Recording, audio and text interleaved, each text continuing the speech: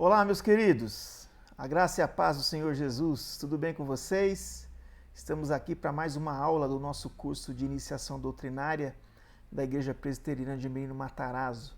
Já demos para vocês 2 aulas sobre as Escrituras Sagradas e vamos dar continuidade ao nosso curso no dia de hoje. E eu quero compartilhar com vocês um tema muito importante do nosso curso, que é a doutrina da Trindade. Nós vamos falar sobre a doutrina da Trindade. Eu gostaria que vocês estivessem atentos a esse ensino, que esse ensino é um dos fundamentos da Igreja Protestante, da Igreja Reformada, da Igreja Evangélica, e é importante que vocês estejam atentos aos principais conceitos quanto à doutrina da Trindade, que é uma das coisas que nos unifica diante daquilo que a palavra de Deus revela sobre o Deus que adoramos. Pois bem, iniciando este estudo, essa pergunta ela é importante. Quem é Deus? Quem é o Deus que você adora? Aqui no nosso breve catecismo, que é um dos símbolos de fé da nossa igreja, da Igreja Presbiteriana do Brasil, a resposta a essa pergunta é a seguinte: Deus é espírito, infinito, eterno e imutável. Ou seja, ele não muda em seu ser. Ele é eterno em sabedoria, poder, santidade, justiça, bondade e verdade. Nós cremos em um Deus assim. Cremos em um Deus transcendente, em um Deus onde nós podemos buscá-lo, ter comunhão com Ele, e um Deus imanente, um Deus que age sobre a terra.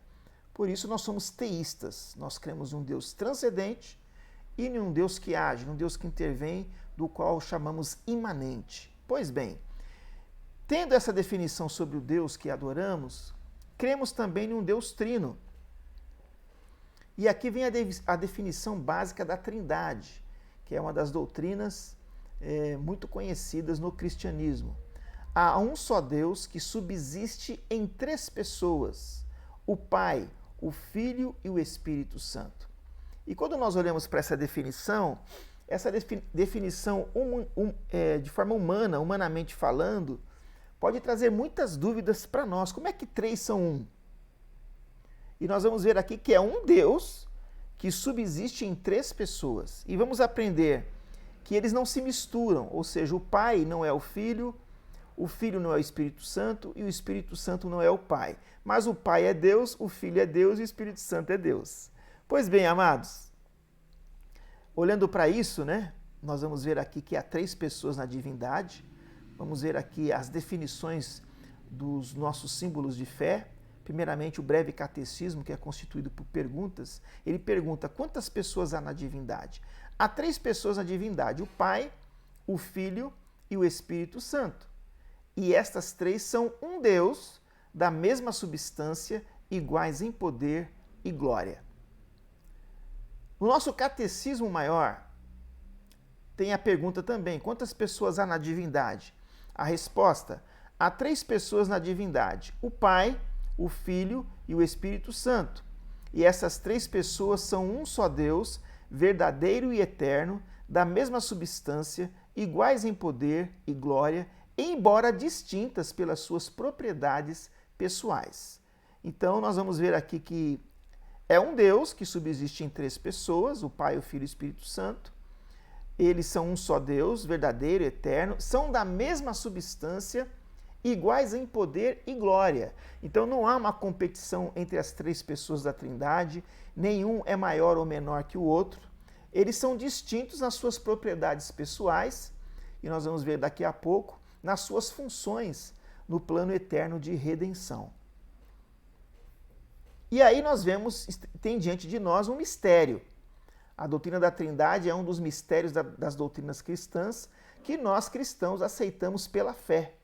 Ou seja, é um mistério que não pode ser explicado nem definido porque está além do alcance da mente humana. Então a gente entende que não dá para explicar essa questão da Trindade com conceitos humanos, até com comparações, com exemplificações que muitas vezes nós ouvimos. É difícil você definir a Trindade, é um mistério. Mas as Escrituras nos mostrarão que, de fato, a Trindade é um fato revelado nas Escrituras progressivamente. Então, vamos ver um pouco sobre este mistério e nós aceitamos esse mistério pela fé. A doutrina da Trindade, como as outras doutrinas, foi revelada gradativamente, ou seja, nas Escrituras não existe a palavra Trindade.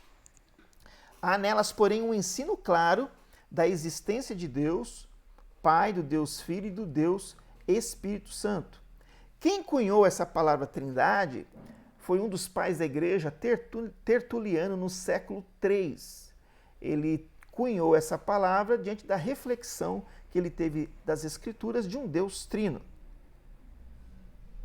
Quais são as funções das pessoas da Trindade na história da redenção? É interessante que os três são um, os três são iguais em poder, em sabedoria, mas eles têm funções, têm papéis na história muito bem definidos. Esse Deus trino planejou a redenção para nós. E no planejamento, funções foram determinadas para cada uma dessas pessoas. Então, o Deus Pai, o Criador, o sustentador de todas as coisas, e quando ele criou o universo, Jesus estava com ele, o Espírito Santo estava com ele. Deus Filho, o Redentor, ou seja, aprove a Deus na plenitude dos tempos enviar Jesus em forma humana para cumprir o propósito da redenção. E o Deus Espírito Santo, que nós chamamos de o Consolador, que vem aplicar nos nossos corações a obra que Jesus fez na cruz. E ao longo da história, esse Deus Trino foi sendo revelado progressivamente, como eu ensinei para vocês na primeira aula sobre revelação progressiva. Deus foi se revelando gradativamente ao longo da história e foi se revelando também essa questão da Trindade, da sua função ao longo de toda a história da redenção.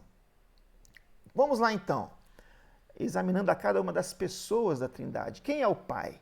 Deus, o Pai, é uma pessoa distinta que tem todos os atributos de Deus. Ele é o Pai desde a eternidade. A figura de Pai é uma expressão da natureza do amor que ele tem para com o Filho, mas não significa uma relação hierárquica entre as três pessoas, ou seja, de que um seja melhor do que o outro. Entre as três pessoas da Trindade existe uma distinção econômica de papéis. Então, esse termo econômica dá a ideia de uma divisão de funções dentro da teologia aqui quando se fala de Trindade. Então, entre as três pessoas da Trindade existe uma distinção econômica de papéis no plano da redenção. Então, naquilo que Deus predestinou para nós, nós vamos ver aqui o papel da Trindade ao longo de toda a história. O Pai é o iniciador da salvação através da eleição dos salvos, daquele ato de predestinação antes da fundação do mundo. Nós vamos estudar isso posteriormente. Os eleitos pertencem ao Pai e ele os deu ao Filho. Ou seja, Jesus disse que ninguém pode vir a ele se não for dado pelo Pai. É o Pai que nos mostra que de fato nós fomos eleitos e uma vez crendo em Jesus Cristo, nós evidenciamos essa eleição e esse chamado.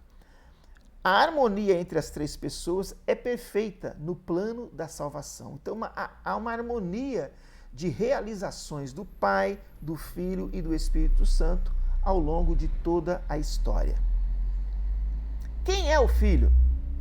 O nosso breve catecismo tem essa pergunta 21, e a resposta é esta: o único redentor dos escolhidos de Deus é o Senhor Jesus Cristo, que sendo o eterno Filho de Deus se fez homem, e assim foi e continua a ser Deus e homem em duas naturezas distintas. É uma só pessoa para sempre. Então o Filho é Jesus Cristo, que veio satisfazer a justiça de Deus, porque quando os nossos primeiros pais pecaram, houve uma profecia da parte do próprio Deus que ele enviaria da semente da mulher uma criança que esmagaria a cabeça da serpente. E essa criança é Jesus. Jesus, sendo Deus, teve que se fazer homem. Então é muito interessante esse aspecto quando nós estudamos a Trindade das duas naturezas de Jesus, que é um dos fundamentos da fé cristã e no estudo em relação a Cristo que nós chamamos de cristologia. Vejam esse quadro aqui para que possa exemplificar melhor.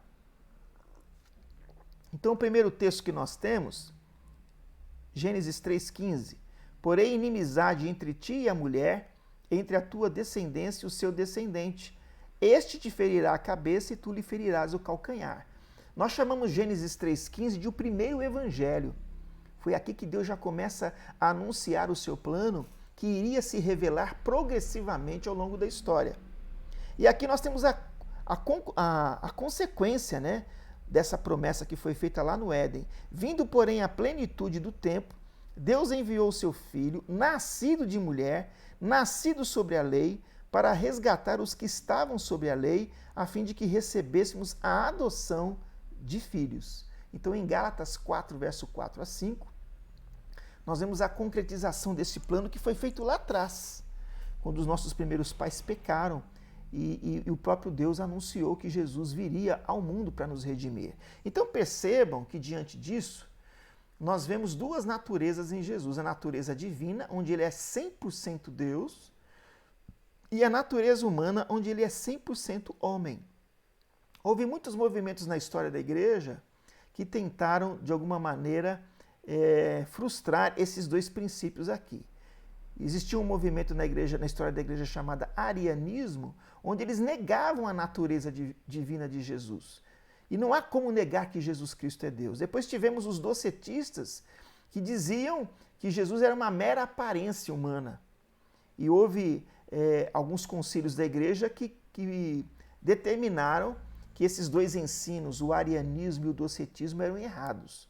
Então a igreja cristã, que tem os seus princípios nas Escrituras, entendem que Jesus Cristo é 100% Deus e 100% homem.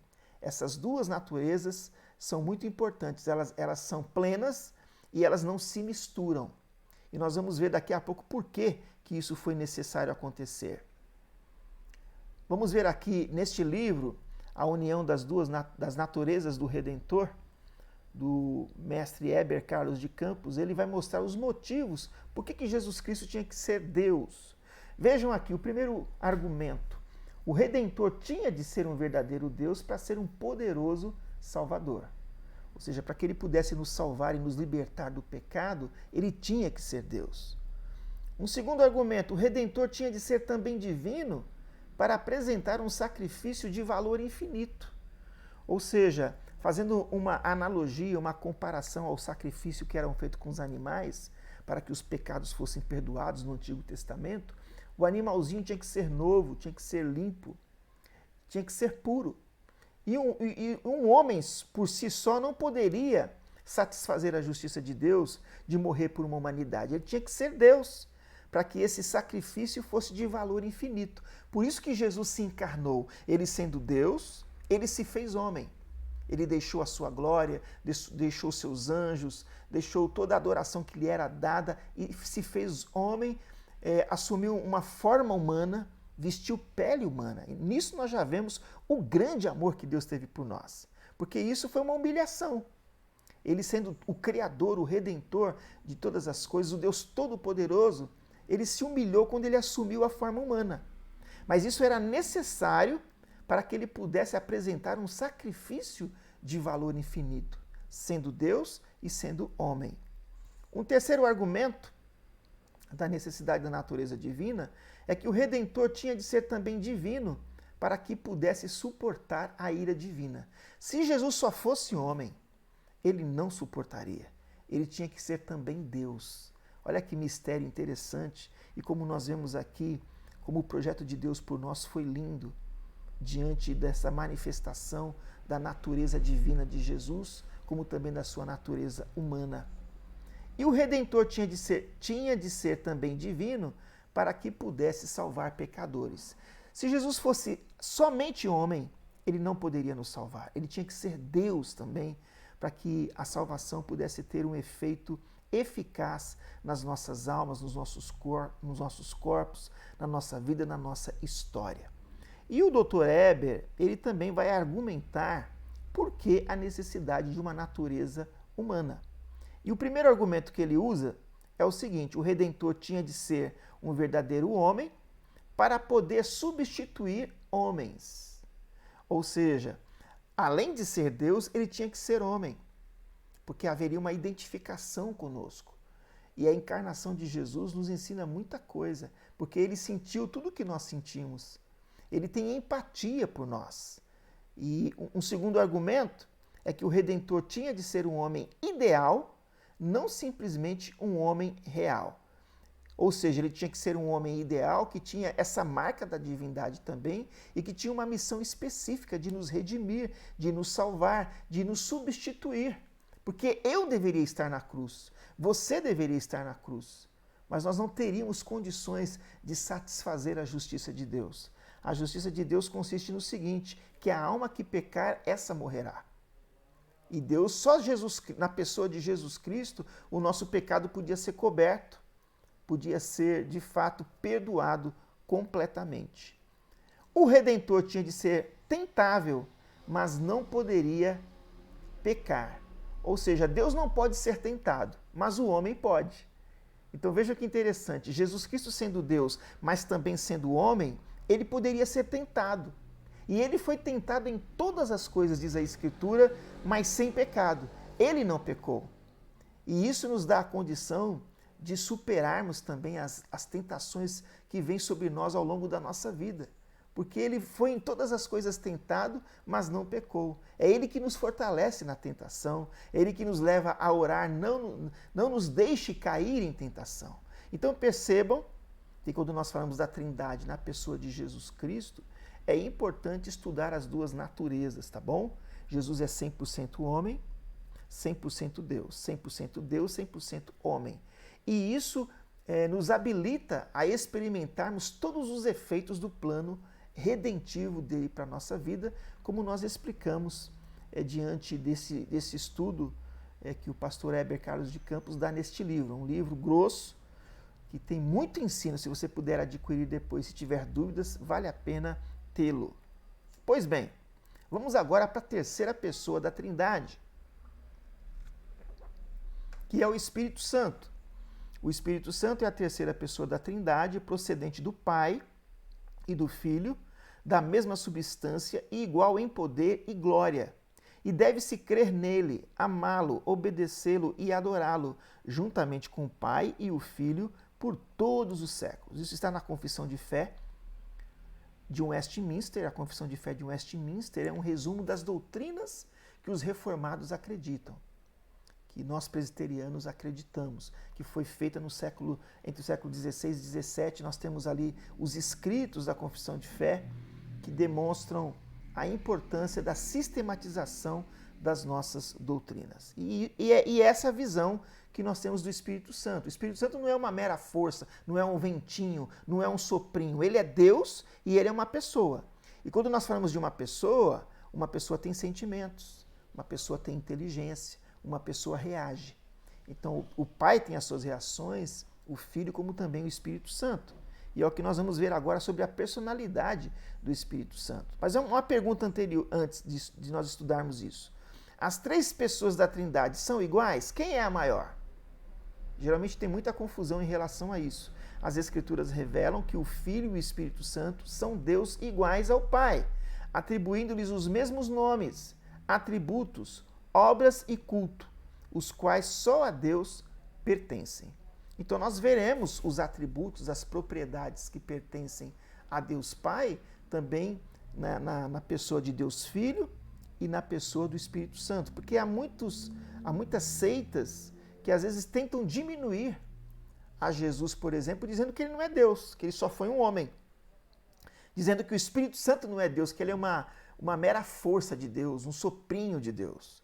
E nós, como reformados, não cremos nisso. Nós, olhando para as Escrituras, nós reconhecemos que há uma unidade na Trindade. Eles são iguais em poder, em sabedoria, embora eles tenham funções distintas na história. Vamos lá, então, à personalidade do Espírito Santo. A personalidade do Espírito Santo é provada por suas características. Ele não é uma mera força, uma força imanente de Deus. Ele é Deus. E nós vemos aqui que a sua personalidade é provada em algumas características. Ele é inteligente, ele tem emoções, porque ele vai se entristecer, ele vai se alegrar, ele tem uma vontade. Quantas vezes o apóstolo Paulo e os demais apóstolos tinham um objetivo e o Espírito Santo demonstrou a vontade para eles, às vezes até mudando o rumo de viagens que eles faziam. O Espírito Santo, a personalidade dele é provada por suas obras, porque ele ensina. A Bíblia diz que ele nos ensina e nos conduz a toda a verdade, ele nos comissiona. para fazermos a obra de Deus. Ele dá ordem aos homens. Ele age nos homens. Ele intercede por nós. Nós não sabemos orar como convém, mas o Espírito Santo intercede por nós por meio de gemidos inexprimíveis. Ele fala, ele nos guia a toda a verdade. Vocês podem ver todos esses textos, não vou ler aqui para a gente ganhar tempo, mas todos esses textos denotam que o Espírito Santo ele tem uma personalidade de fato. Ele não é um soprinho de Deus, como algumas seitas dizem. O Espírito Santo também, a sua personalidade, é provada pelo que lhe é atribuído. Ele pode ser obedecido, pode-se mentir a ele. Nós temos o caso de Ananias e Safira, que mentiram ao Espírito Santo e receberam um juízo por causa disso. Ele pode ser resistido, não resista ao Espírito Santo jamais, porque você que vai perder com isso. Ele pode ser reverenciado, ele pode ser blasfemado, e é interessante notar aqui que o único pecado que não tem perdão é a blasfêmia contra o Espírito Santo. No contexto de Jesus, a blasfêmia do Espírito Santo foi quando os fariseus atribuíram aos milagres de Jesus o poder de Beelzebu, que era o maioral dos demônios. E talvez o que eles desconheciam, ou que fizeram pouco caso, é que o poder de Jesus Cristo estava exatamente na figura e na ação do Espírito Santo. Então eles estavam blasfemando contra o Espírito Santo. E Jesus disse, vocês podem falar qualquer coisa contra o Filho, mas se disserem qualquer coisa contra o Espírito Santo, não há perdão. Inclusive há muitos cristãos que às vezes têm medo, né? Tem dúvida, será que o cristão pode blasfemar contra o Espírito Santo? E já para sossegar vocês eu vou dizer que não. Porque é o Espírito Santo que nos convence do pecado, da justiça e do juízo. É o Espírito Santo que regenera você. E a iniciativa vem de Deus, não vem de você. É Ele que te regenera. Então, se Ele fez uma obra em você, Ele vai completar essa obra. E como eu disse, o pecado dos fariseus foi atribuir algo que Deus fez ao diabo. Então, a gente precisa tomar muito cuidado com aquilo que a gente fala, né? Temos que ter discernimento bíblico. Mas se você tem o Espírito Santo, você não pode blasfemar contra Ele, porque foi Ele que te redimiu, foi Ele que te regenerou. Nós também podemos entristecer o Espírito Santo. Efésios 4,30 diz, não entristeçais o Espírito Santo de Deus, no qual fostes selados para o dia da redenção. Então, alegre o Espírito Santo com a sua postura, com o seu testemunho, com as suas palavras, pensamentos, sentimentos e ações. O Espírito Santo pode ser ultrajado. Você pode ultrajar o Espírito da graça. Então não faça essas questões negativas que nós vemos aqui, mas procure honrar o Espírito Santo, que habita em você, o Deus que habita em você, que tem sentimentos e que quer nos envolver com o seu fruto, com amor, com alegria, com paz, com paciência, com gentileza, com bondade, com fidelidade, com mansidão, com domínio próprio. A coisa mais bela para o cristão é ser cheio do Espírito Santo. Vamos agora, queridos, passar para as provas bíblicas da Trindade. Será que a Bíblia mostra esse Deus trino, como nós definimos aqui? Comecemos aqui na criação, em Gênesis 1, 26. Também disse Deus, façamos o homem à nossa imagem, conforme a nossa semelhança, e tenha ele domínio sobre os peixes do mar, sobre as aves dos céus, sobre os animais domésticos, sobre toda a terra e sobre todos os répteis que rastejam pela terra. Percebo aqui que é a primeira pessoa do plural, façamos, é nós. A própria palavra Elohim dá a ideia de plural, que é uma das palavras que denotam a figura de Deus. Outra prova bíblica que está na queda do homem. Então disse o Senhor Deus, eis que o homem se tornou como um de nós. Se tornou o quê? Conhecedor do bem e do mal. Assim que não estenda a mão e tome também da árvore da vida e coma e viva eternamente. Ou seja, Deus, o Deus Trino declara, né? Olha, depois que Adão e Eva comeram do fruto proibido, eles se tornaram como nós, conhecedores do bem e do mal. Então, nós sabemos que o pecado trouxe uma grande consequência. O pecado dos nossos pais trouxe a morte, o salário do pecado é a morte. E a morte passou a todos nós, porque todos pecaram. Vamos lá. Outra prova bíblica da Trindade, a Torre de Babel. Lembra da Torre de Babel? Vinde, desçamos e confundamos ali a sua linguagem, para que um não entenda a linguagem do outro. Perceba também o verbo, a maneira como ele está conjugado. Confundamos, é plural. Indica aí a ação do Deus Trino. E a Torre de Babel foi porque eles começaram a construir uma torre para que o nome deles ficasse célebre, ou seja, eles tentaram ser maiores do que Deus, e Deus os puniu com essa confusão de línguas que nós temos hoje, que é Babel. A bênção é que no dia do Pentecostes, né, ao invés de Babel, houve unidade, porque a graça de Deus se manifestou a toda a humanidade quando o Espírito Santo foi derramado, onde todos falavam muitos idiomas e cada um compreendia o que o outro dizia. Olha como esse Deus é lindo, maravilhoso. Se Babel trouxe confusão, lá na descida do Espírito Santo no Pentecoste, nós vemos ali a manifestação da graça de Deus de forma universal, onde todo mundo se compreende, se entende, apesar de eles não terem, de não saberem aquelas línguas que saíam das suas bocas, que eram línguas inteligíveis, dando uma representatividade da salvação perante as nações. Vamos lá. Uma outra prova bíblica agora no Novo Testamento.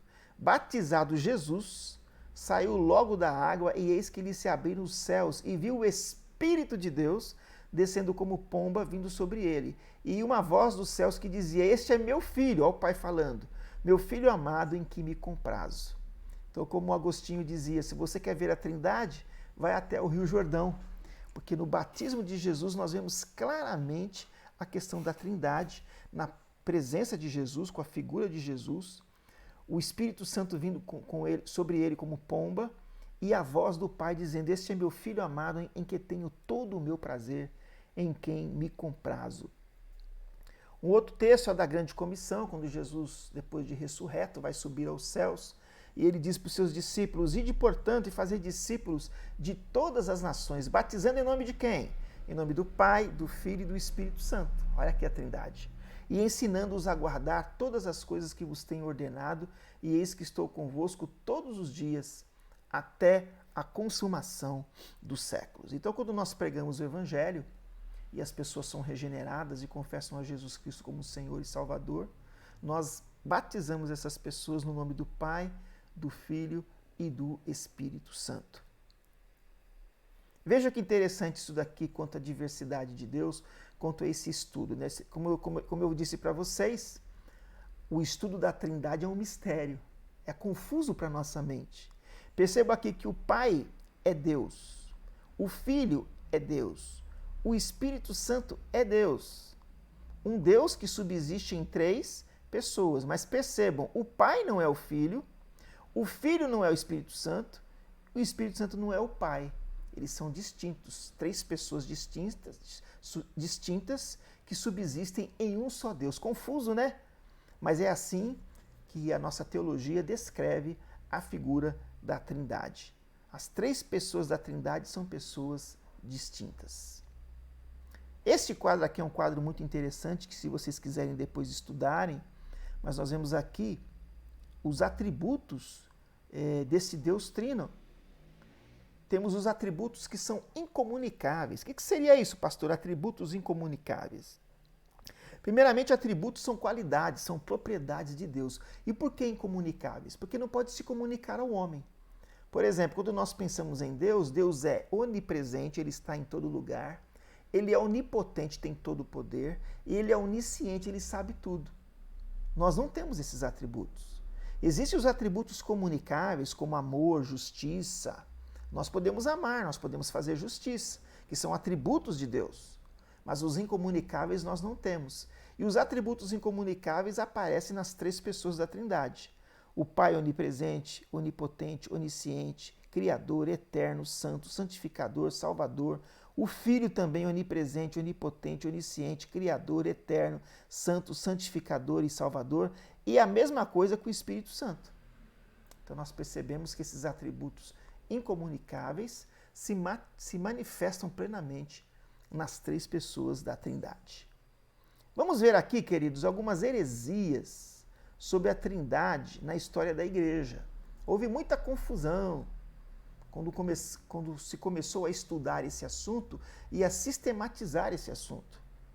E eu vou falar para vocês de alguns grupos, de algumas interpretações equivocadas que ocorreram ao longo da história. Por exemplo, o modalismo. O que foi esse ensino? A doutrina antiga de Sabélio, que tem reaparecido atualmente no ensino da Igreja Pentecostal Unida, que é uma denominação nos Estados Unidos, e algumas outras igrejas carismáticas, é chamada de Jesus somente. Ou seja, eles dão uma ênfase muito forte apenas a Jesus. Ou seja, é a negação da diversidade em Deus e declara que somente existe uma pessoa divina, que se manifesta em 3 papéis distintos. Então, eles não reconhecem a pessoa do Pai e do Espírito Santo como algo distinto, né? Eles priorizam muito a figura de Jesus, são os modalistas. Depois temos o subordinacionismo, que é a noção de que existem 3 pessoas divinas na essência de um Deus, num relacionamento hierárquico, como foi ensinado por Orígenes, que foi um dos pais da igreja. E nesse sistema, a essência do Filho é subordinada e dependente do Pai.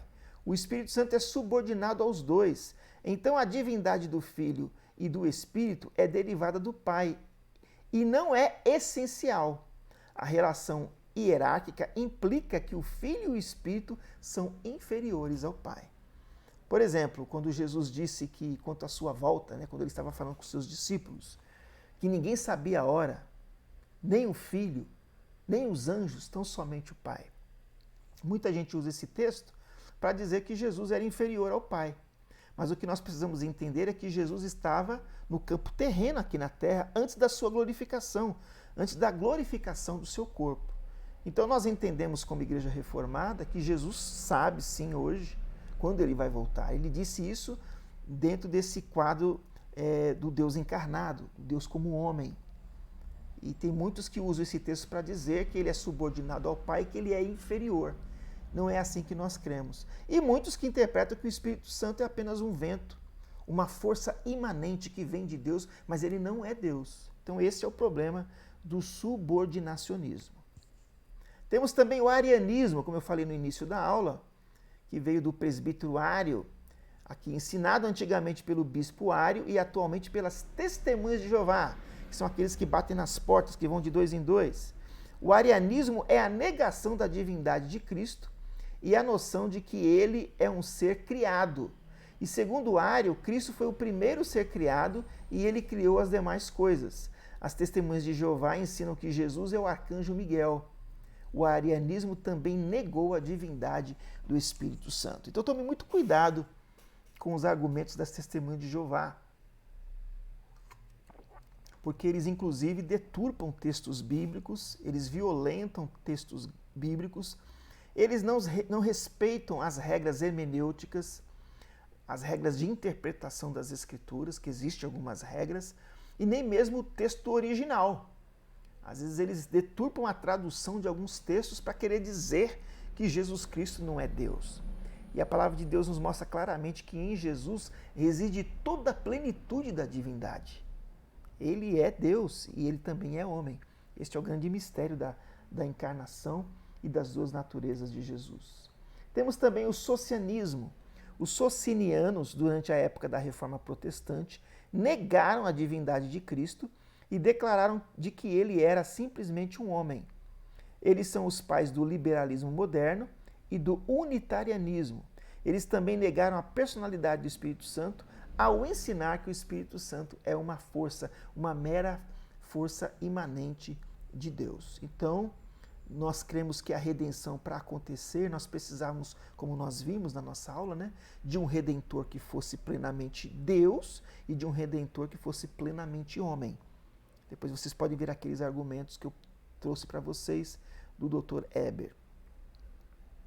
E temos o triteísmo, a noção de que a Trindade consiste em 3 deuses separados, e é difícil de achar na história da igreja, mas os muçulmanos têm acusado os cristãos disso. Os mórmons são exemplos de politeístas modernos. Eles ensinam que o Pai, o Filho e o Espírito Santo são 3 pessoas distintas quanto à essência e à personalidade. E eles existem como 3 deuses distintos. Então a diferença para com a gente é que nós cremos em um Deus Apenas um Deus que subsiste em três pessoas. É isso que nós cremos. Não cremos no triteísmo, que temos três deuses. Não cremos que há, digamos, uma disputa entre eles. Pelo contrário, nós temos muito que aprender com a Trindade no que diz respeito à maneira como o Pai, o Filho e o Espírito Santo se honram. Tanto é que quando Jesus voltar, ele virá como Rei dos Reis, como Senhor dos Senhores. Todo o joelho vai se dobrar e toda a língua vai confessar que Jesus Cristo é Senhor para a glória de Deus Pai. A Trindade, de forma prática, tem muita coisa a nos ensinar nos relacionamentos. Os relacionamentos humanos são marcados por muitas disputas, por egoísmo, por orgulho, por soberba, por arrogância. E nós vemos que na figura da Trindade não existe isso, não existe essa competição. Olha quanta coisa linda a gente pode aprender, não apenas no aspecto doutrinário, mas também no aspecto prático. E nós concluímos a nossa aula de hoje com o credo apostólico, ou seja, quais são as nossas principais crenças como cristãos. E, inclusive, é um texto importante que você deve memorizar. Creio em Deus Pai, Todo-Poderoso, Criador dos céus e da terra. Creio em Jesus Cristo, seu único Filho, nosso Senhor, o qual foi concebido por obra do Espírito Santo. Olha a Trindade aqui. Nasceu da Virgem Maria, padeceu sob o poder de Pôncio Pilatos, foi crucificado, morto e sepultado, ressurgiu dos mortos ao terceiro dia. Subiu ao céu, sua ascensão, está sentado à direita de Deus Pai Todo-Poderoso, de onde há de vir para julgar os vivos e os mortos. Creio no Espírito Santo, na Santa Igreja Universal, na comunhão dos santos, na remissão dos pecados, na ressurreição do corpo, na vida eterna. Amém. Que você possa ter essas convicções solidificadas no seu coração e que essa aula possa ter servido para você de compreensão dessa importante doutrina que é a doutrina da Trindade. Não deixe de estudar a lição, depois eu vou passar para vocês as perguntas, tá bom? Para que diante do fruto dessa aula vocês respondam e enviem para a gente, tá bom? E fiquem aí aguardando a nossa próxima aula, tá bom? Que Deus possa abençoar a sua vida, que de fato você possa amar a sã doutrina, possa ler as Escrituras, possa desenvolver a sua fé com temor e tremor, viver em novidade de vida. A doutrina é muito importante. A doutrina ela não está separada da vida. São conceitos que mexem com a nossa inteligência, com os nossos sentimentos e com a nossa ação. Que Deus possa te abençoar, que você faça um bom fruto dessa aula, estude e eu vou depois conferir o aprendizado de vocês no questionário que nós vamos enviar, tá bom? Deus abençoe, fiquem com Deus.